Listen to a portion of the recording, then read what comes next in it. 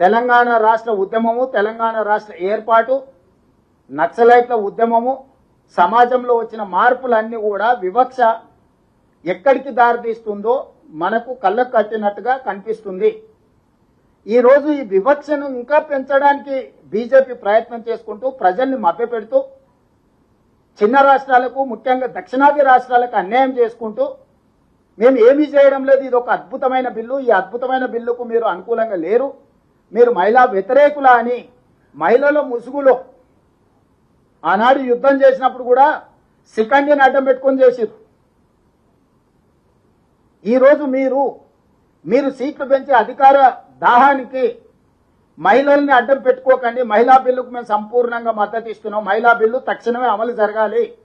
ఉన్న ప్రాతిపదికన 543 లోక్సభ స్థానాలలో 33% 181 సీట్లు మహిళలకు ఇచ్చేసేయండి తక్షణమే. తెలంగాణ రాష్ట్రంలో ఉన్న 119 అసెంబ్లీలలో మహిళలకు 140 అసెంబ్లీ సీట్లను తక్షణమే మీరు మహిళా రిజర్వేషన్లు చేయండి. ఉన్న అసెంబ్లీలు, ఉన్న లోక్సభ స్థానాలకు 1/3 ప్రకారం మహిళా రిజర్వేషన్లు చేయండి. అన్అపోజ్డ్గా మేము మద్దతు పలుకుతాం.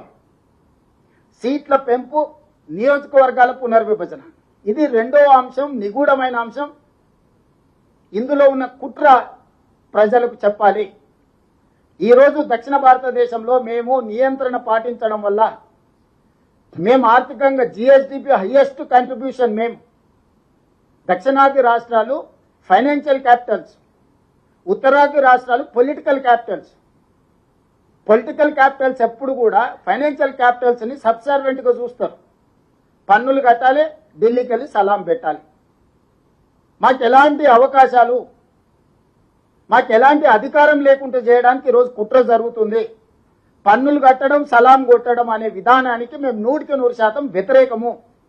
నేను నిర్దిష్టంగా చెప్పదలుచుకున్న నరేంద్ర మోడీ గారికి, మీరు చేస్తున్న కుట్ర దీర్ఘకాలంలో ఈ దేశానికి చాలా పెద్ద సమస్యగా, విపత్తుగా మారుతుంది.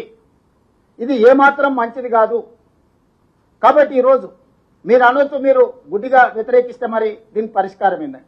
అందుకే హైబ్రిడ్ మోడల్ నేను ప్రపోజల్ చేయదలుచుకున్నా. ఈ హైబ్రిడ్ మోడల్లో మీరు 272 సీట్లు మీరు పెంచాలని నిర్ణయించుకున్నారు కదా, అందులో 50%, 136 సీట్లు మీరు చెప్పుకుంటున్న ప్రోరేటా ప్రకారం ఇచ్చుకోండి.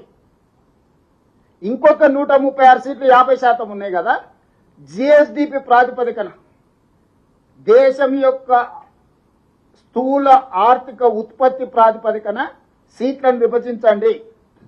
అప్పుడు జనాభా నియంత్రణ చేసి దేశ ఆర్థిక వ్యవస్థకు ఆదాయాన్ని తెచ్చిపెట్టిన రాష్ట్రాలను మీరు గౌరవించినట్టు అవుతుంది.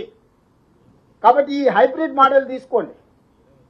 మీరు అనుకుంటున్న ప్రోరేటా ప్రకారము నువ్వు పెంచాలనుకున్న సీట్లలో 50%, ఇంకొక 50% జిఎస్డిపి ప్రాతిపదికన ఈ దేశ ఆర్థిక వ్యవస్థలో, స్థూల ఉత్పత్తిలో అత్యధికంగా భాగస్వామ్యం చేస్తున్న రాష్ట్రాలకు మీరు సీట్లు ఇవ్వండి.